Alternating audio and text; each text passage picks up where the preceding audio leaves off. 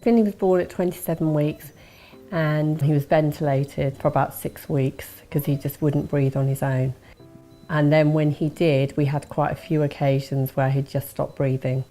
We did nearly lose him quite a few times. But as we left, when he was 16 weeks old, as far as we knew, everything was fine.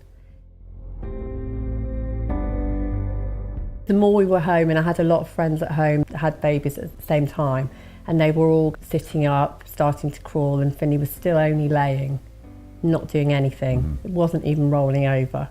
And we went to the Queen's Medical Centre to check him over because obviously he had been prem.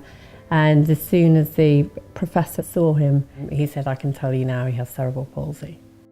Emotionally, I can't describe it. It breaks your heart every day, several times a day. It's not something that you put out of your mind.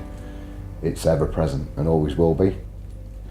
In terms of the practical side of things, it's incredibly expensive.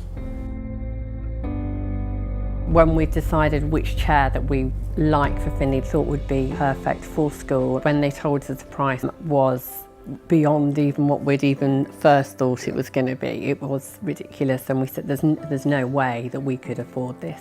When you realise that your son needs that, it's not a cost matter, but the reality of it is how do you find that?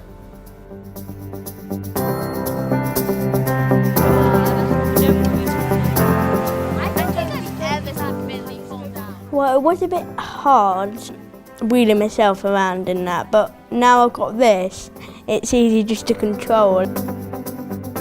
Having someone like Variety to step in and not just fund it, but do it in a way that just makes it an easy thing for us to take on. Work with the school, work with ourselves and the medical teams, and then just no fuss, make it happen. It's just such a relief. It allows Finlay the opportunity to be a child like everybody else, and because it's a very big school with only 3 minutes to get to each lesson, it means that you need something that can travel faster than a manual chair. I don't think I could beat this school without an electric wheelchair because it's a large school to get around and quite hard, like for me. It's by the end of the day I'll probably be tired. It's made a big difference to him as a person because he was so nervous about going to senior school. He was nervous about what everybody was going to think of him. He was nervous he was going to be bullied. He knows he's different, but he just seemed to, from day one, he came home with the biggest beam. He absolutely loved it. And I think it has made him a lot more confident, and he just seems to get on with what he's doing without having to have somebody else to help him. It does just enable him to be a little boy, as opposed to a little boy that's hamstrung by a disability. I guess one thing about cerebral palsy or disability as a general is it's entirely classless. It can happen to anybody. When it does, it changes your life forever. Having to keep up and enable a child's life with a disability is not just emotionally challenging, physically challenging, it is financially challenging. And having organisations like Variety remove that challenge to help change a child's life significantly is really quite amazing.